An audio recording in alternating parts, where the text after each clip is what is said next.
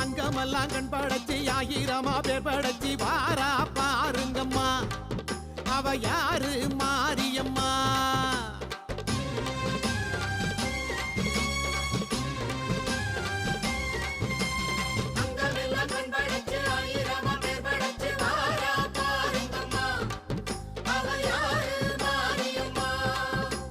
கண்ணபுரத்தா அவ என்ன படைச்சா சித்திரையில் முத்தடுக்க கொள்ளிடத்து ஆத்து பக்கம் வாரா மாரியம்மா